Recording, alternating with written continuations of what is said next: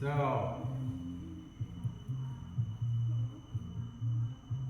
you understand a little bit of English from Sri Lanka? Little bit. You can ask the Kuba Udo, so to give you the essence of what I'm talking about. I mean, we come here, we keep the 8 precepts, when we are here in the monastery. We come here to practice, practice solely.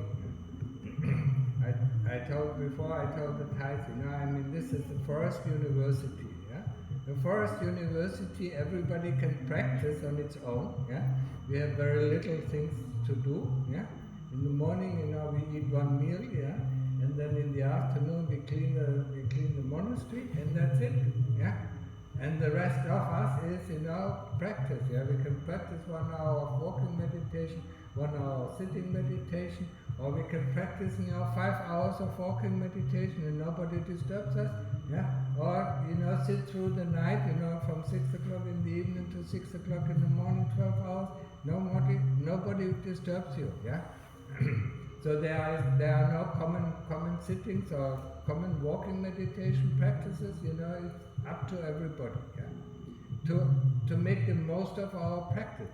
Because sometimes, when we are, I mean, probably every one of us has sometimes been in a retreat, 1 hour sitting, 1 hour walking, 1 hour sitting, 1 hour walking, and just, when you just start to get a little bit deep into samadhi, then they change, the posture, and you get out of, your practice.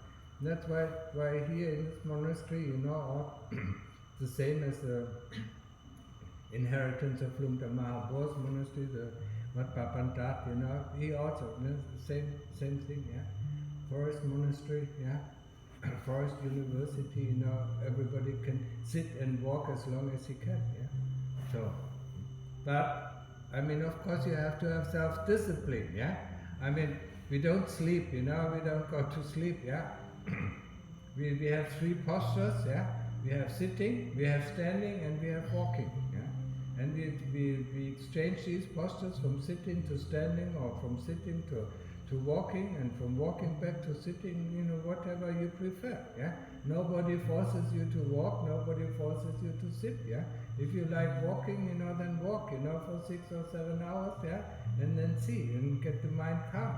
Walking meditation, it is much easier to get the mind calm, because the chitta, that we try to control, The chitta that controls the body, moves the body. Every move, we make with our hands, with our feet, with our head, are coming from the chitta, So if the chitta walks, and then the rest of the chitta that is free, this we can control much easier with staying on our Buddha, staying on our breath, So walking meditation helps, helps a lot, There's another meditation that we can use, We can use listening to Dhamma talks, When we sit in meditation, we can listen to a Dhamma talk and listen just to the voice, And that is much easier for us, when the mind is very fickle, to control the mind, Just to listen to the voice, So there are many ways, and we have to train, and we have to know, I mean, every beginning is tough, I mean, if you remember how we learned to walk, go back in time, when you learned to walk, you got up, and you fell over, and then you got up again and fell over, but you didn't give up, because every one of you can walk, But we give up with meditation, it doesn't work, Our mind is so restless, it doesn't work, I wait for a better time. If you would have done that, with learning to walk, you wouldn't be able to walk now. So, the same with learning to talk. I mean, meditation is really a physical skill, We need to concentrate the mind on one thing. We can use the mind, concentrated on the Buddha or concentrated on the breath, whatever is more suitable to us. Or we can use, when the mind is really rested, we can use Put with breathing in and Do with breathing out. But whenever the mind goes out, that is where we need to put some emphasis, where we need to put some effort in it to bring it back. Not to let it be out, not to ask the question, why did it go out? Because it's the nature of the mind, we don't need to ask the question.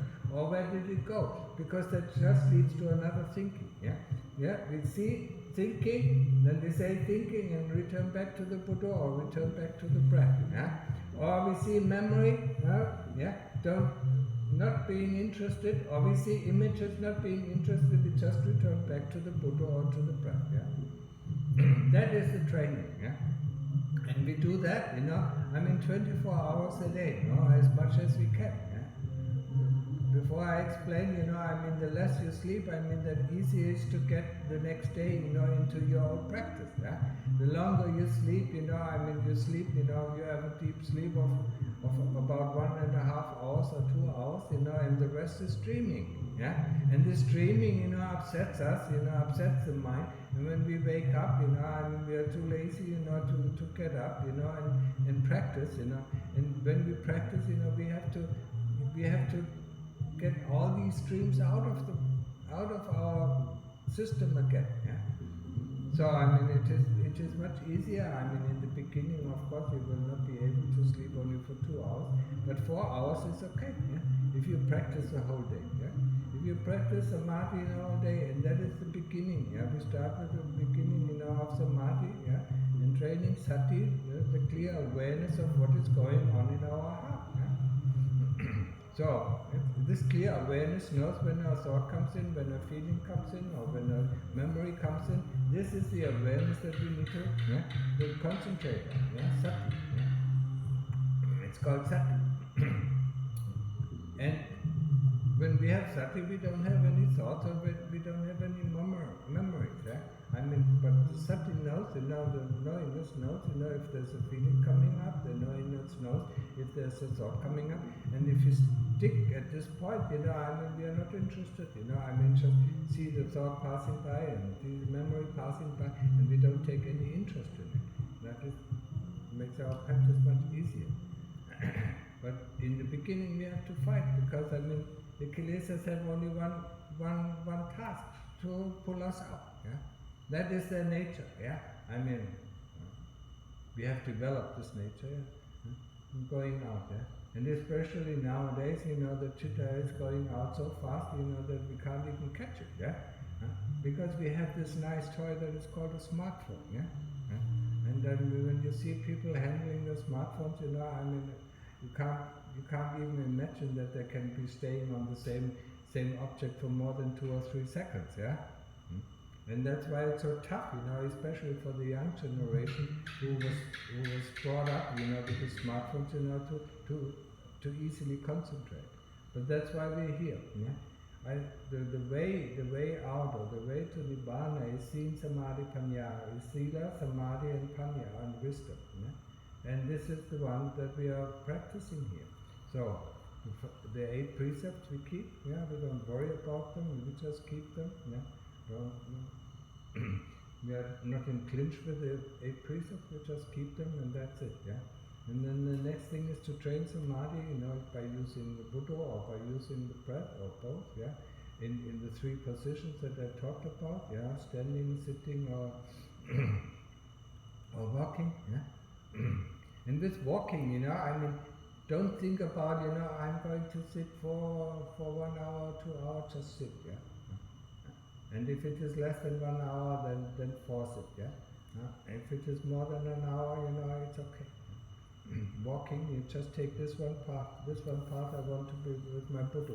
When you turn around, just the question, was I with my Buddha? No.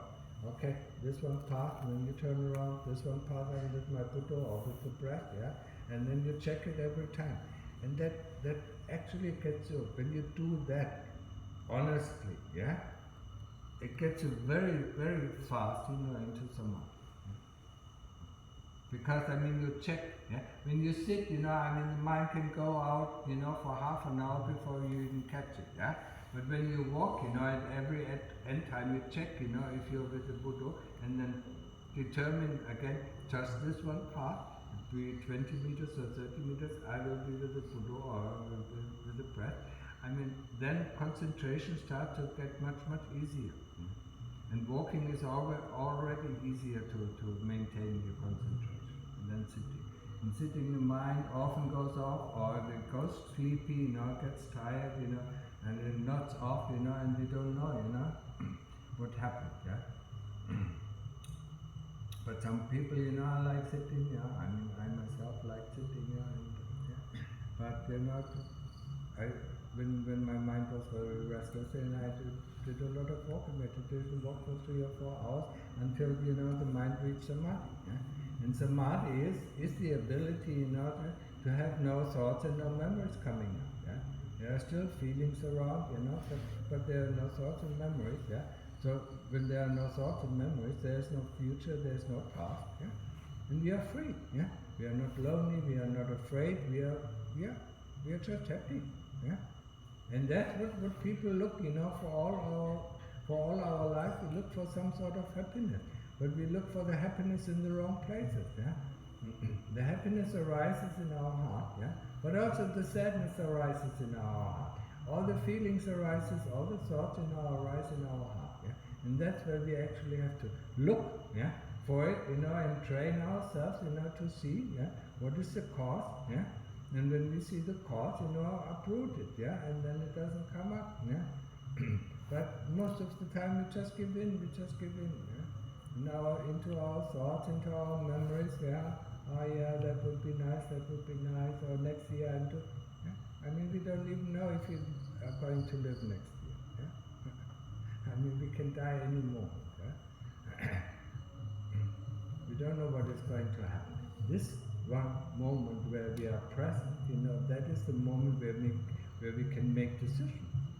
And when you look at your life, all the dreams that you had, all your fantasies you had, what you were going to do, yeah, did they ever come true? Yeah. Huh? Most of them never came true. Yeah. And you worked so hard for it, and it still didn't work out. Yeah. So.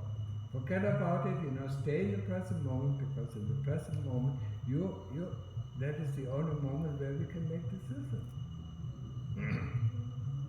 We can decide to go this way, we can decide to go the other way. Yeah? What is going to happen in the future if we still have this decision open, we don't know. Yeah? Sometimes, we want to do something next year, and then, the opportunity never presents itself again. But now, at that moment, the opportunity is there. Then we can catch it, and take hold of it. But if we don't have sati, we don't see even the opportunity. If we are having a plan, we are just tunnel view. Yeah? We don't see the other opportunities that present themselves, yeah, to us. Yeah? It's just like, people watch, probably all over the world, people walking through the streets looking at their phones, they don't have any opportunity to see what is happening around them. Yeah? So they don't have any choices. Yeah? And that is with us, if we have a plan, we are tunnel view, we want this, yeah? Even when we go shopping, we just go to the shop, and not seeing what kind of opportunities, present themselves. Yeah? And maybe a nice opportunity, or maybe an opportunity that we should avoid, present itself, and we can avoid it. Otherwise, we might run into something, yeah, dangerous. Yeah. So this sati, this knowing, this being in the present moment is very important for us. Yeah? And we have to learn that, and we can learn that with the training of samadhi, being not in our thoughts. Yeah? Our thoughts are just a what is it? An illusion of a reality that doesn't exist. Yeah? It's thoughts, yeah? Or memories, most of the memories that we have are completely rotten, are completely incomplete. Yeah? A missing outcome. Yeah? I was testing that out for myself, I had a bad memory, and I said, okay, let's go back in this memory and look, yeah? And then I saw around this bad memory there were lots of good memories. So, thinking, putting this, this is bad, this is good, or, putting labels on it, makes us not seeing the reality. And let us not make as we are not able to see the opportunities that arise at every moment. Yeah? Sometimes there are good opportunities and we should just take them, take hold of them and see. Yeah? And then, nothing is for life, it's all anicca, it changes. Yeah? And for us, we ordain as monks, and some people decide after 10 years, okay, let's go back, yeah? Let's go back to the lay life, yeah? Or just ordain for a year or 2 years, yeah? That is completely okay, yeah? Because we don't know what is going to happen. So be in the moment, make the decisions, and learn how to be in the moment samadhi, yeah? That is the training of samadhi, yeah? Until there is no more thoughts and no more memories coming up, that is called samadhi, yeah? Upachara samadhi or access samadhi. Then we go on, and then we stay with the Buddha, or we stay with the breath, yeah? Until the breath not disappears but stops. And that of course is a big fright, because we think, when the breath stops that we die. No. Then we revert to the knowingness that knows that the breath has stopped, yeah? And then we go into Appana Samadhi, yeah? And Appana Samadhi is nothing else than the preview of Nibbana, because the whole universe, yeah, ceases to exist. And that is the first wonder of meditation that we can experience. Yeah? The wonder of meditation, yeah, where everything disappears. Yeah? When we come close to the point, where we can dive into Appana Samadhi, it doesn't present itself all the time. Yeah? When we dive into Samadhi, yeah, into Appana Samadhi, the body becomes, our hands, we are not aware of our hands anymore, we are not aware of our legs anymore, and then in the end, we are only aware of the place where the chitta is. Yeah? And then we dive into the chitta, and then everything is gone. There's nothing left. Yeah?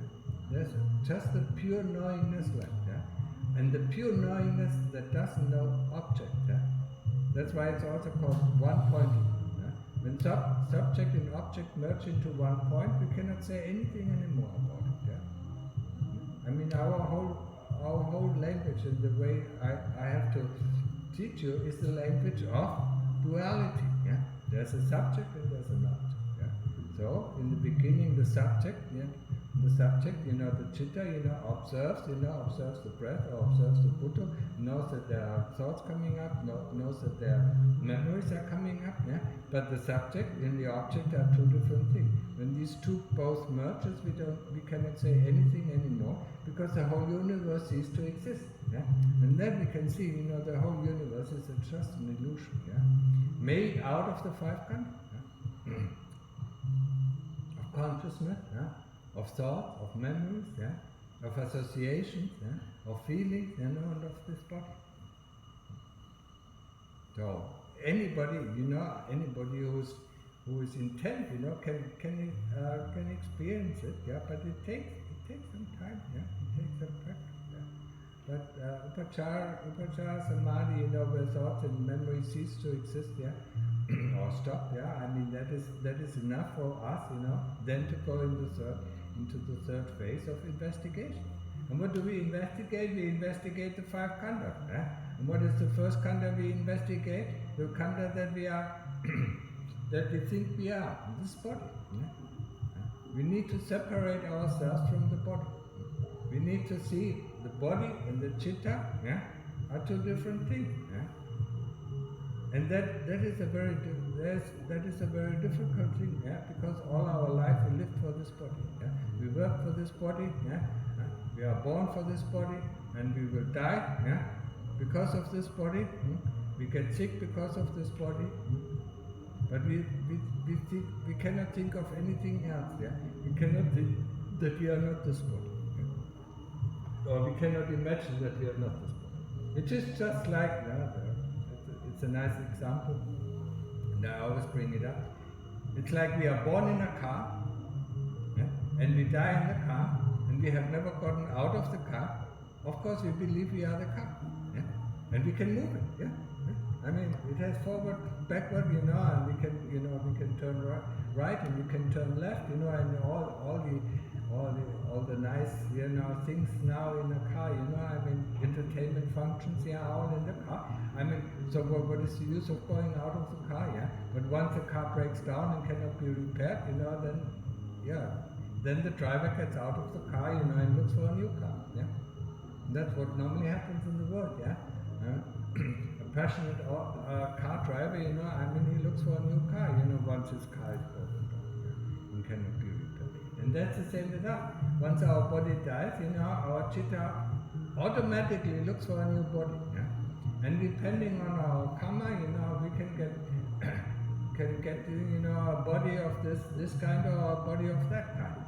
There are 31 realms of existence where we can be reborn, or where the chitta can go. So Luka Mahaprabhu said, and the chitta is the everlasting tourist, we have been in every realm, probably in every realm, that we can imagine. Most of the time we have spent in hell, but also sometimes we have spent in the ghost realms, but also considerable time, in the human realm. Maybe sometimes, in the Deva realms, in the heavenly realms, But, nothing is lasting in this universe, everything changes. You're born, into the Deva realm, and then we die, and then we go to the hell realm, then we die there, then we go to the ghost realm, and then now we die there, and then we come back as human beings, to make enough good and bad karma to go up and down again, So it is a roller coaster, Have you ever ridden a roller coaster? Up, up, up. It's so slow to go up, But when it goes down to hell, we are so happy. Go so far. But we are frightened at the same time. So, life is like a roller coaster, up and down, up and down, up and down, and up and down. And for us, it is, for us, the thing, why we come to this practice is to find the way out where we can stop, when the roller coaster is down at the lowest spot, where we can get out, So to find for us is to find the door, The door out of, or sometimes I call it, the hamster wheel, have you ever seen a hamster in a hamster wheel? It runs and runs and runs and not going anywhere. Next time you go to a pet shop, look at the hamster in the hamster wheel. That's us, Running, running, running, running, running, Constantly moving this wheel, That's us, But there's a door. We can open it and we get out, and then there's no wheel anymore. That's what they call the wheel of birth and death. The never-ending circle of birth and death. Hamster. Nice. So, and for us, so investigating the body, seeing that the body is not us, getting out of the body and looking at the body, looks like me, but it's not me. And for that, there are many ways we can do it. We can cut off all the body parts and put it in front of us and look, Who is looking at the body part? When we put our head there, we still see the head there, So the eyes are in the head, or even the brain, that tells us what is there. The chitta is completely, the chitta is completely separated from these things.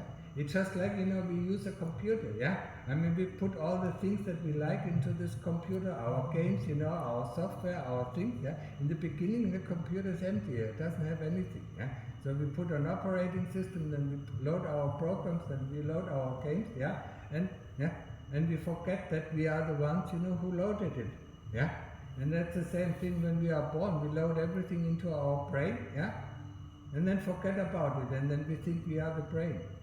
No, we are not the brain. The chitta, before the brain moves, the chitta has to move. Because without the chitta, the brain doesn't move.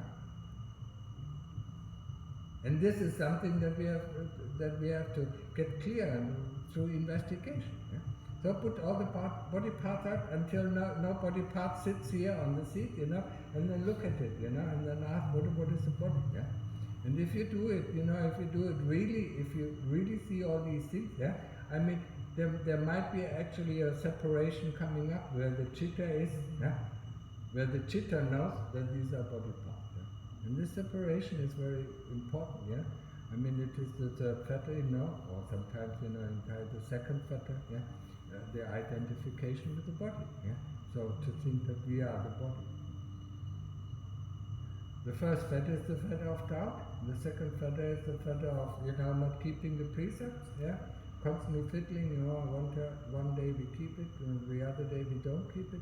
And the third fetter is the identification, believing that we are the body. Yeah, and so through this exercise, or this is one of the exercises. Yeah, I mean the Lord Buddha. He gave the exercise, when you have a card at the time, there were cards, and you put it, into its bits and pieces, where's the card? There's no card. Yeah. There are nuts, bolts, planks, and so on, but there's no card. Yeah. And when you put it together, there's the card. And it's the same thing with the body. Yeah. We put out all the bits and pieces of the body, and where's the body? There's no body. Yeah. But then we put it together, and then there's body, and then when we put it together, then there's I. That's interesting. Yeah? So put it out again, and then there's no I. Yeah? There's no me, mine. Yeah? There's just body parts. Yeah? So this, to cut this identification with the body is important. Yeah? And if we have cut the three fetters down to almost zero, then we can, when we go into deep samadhi, we can enter actually, enter Sotapanna. And stream entry, and that, that is at least a relief. Yeah, that means 7 more lifetimes at most. Yeah, we can do it in this life, or we can choose to live 7 more lives. What is a nuisance? For some people it might be not. Yeah, so that is the first stage of enlightenment. Yeah? The first stage to get out. And with this, I also end the talk. Yeah, I mean, if you have any questions, please ask me now. I have a question about we do investigation of the body. Yeah. But there is do we do also investigation of Sanya memories or Vedana? No. Not yet. When I say we do the body investigation, the first investigation we do is to separate the chitta from the body. Yeah? That can lead us to Sotapanna, to stream entry. The second stage is looking inside the body, seeing the loathsomeness of the body. Yeah? With the body, of course, comes bodily feelings. Yeah? Now, bodily feelings we can investigate together with the body. Yeah? That is clear. Yeah? Feelings have two aspects: the bodily feelings, the mental feeling. We don't investigate mental feeling. Yeah? We investigate the body, and then we see the loathsomeness of the body. I mean, the moment we take off the skin, nobody, you don't want to hug your wife. Yeah, yeah. Neil, yeah, he doesn't want to hug his wife when she doesn't have any skin on it, and especially no hairs, nothing. You don't want to kiss it anymore, and you don't want to even close, you don't want to touch it, yeah? So, this skin is a deceiver, yeah? You see this paper thin, yeah? This paper thin, tissue thin skin is a deceiver that deceives us, this is a male, this is a female, this is beauty, and this is not beauty, yeah? Because underneath the skin, it's all everywhere the same, yeah? No matter if you look at an old person or a young person, if you look at a female or male, yeah? It's the same thing, yeah? It's flesh, yeah? Blood, pus, and so on, all these things, yeah? That is asupa. And why is it so important, yeah? we know there is greed, hatred, delusion, and avijja, yeah? Avijja is the mastermind, yeah? And he controls greed, hatred, and delusion. And greed and hatred are rooted within the body. The moment the body investigation is over, there's no more greed and there's no more hatred. And then we can dive into delusion that is much more difficult, yeah, than to investigate the body. Because delusion is the intertwining of thoughts and memories. You cannot even separate them out, they're so quick. Yeah? They instantly form an opinion. This opinion is not It's not a memory, it's not a thought, it's a combination of thoughts and memories. I mean, you have to have Mahasati and Mahapanya, and you to be able to get down on delusion, to get down, to see the intertwining of thoughts and memories. So I mean, first you do the rough course, and the body investigation ends with anagami, You're non-returning, So you don't even have to worry about anything anymore, You don't come back into this world. So I mean, body investigation is, I mean, look, Mahabharata was mostly, in most of his talks, he was talking about body investigation. So keep at that. But we, so if sometimes the memory are strong, and the samadhi is more difficult to have, it's better to work on body investigation in this case.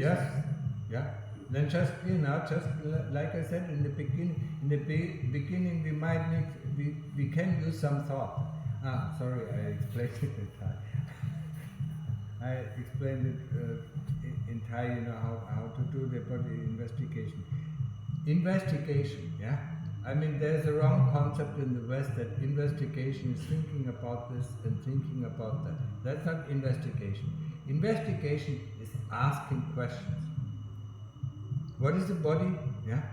Or how does the body look when we take off the skin? How does the liver look? How does the kidney look? When I slice the kidney apart, how does it look inside? What is the internal component? How does it differ when I slice the heart apart? And then we see it's the same. That let this be known, or let this be sinking into your heart. Investigation is asking questions. And the chitta gives us the answer. But within the chitta are also the kilesa. So in the beginning it gives us a lot of wrong answers, and we have to dig that up, to get down, until the chitta gives us the truth. Gives us the image of it, so we can see it. And once the chitta sees it, it understands it.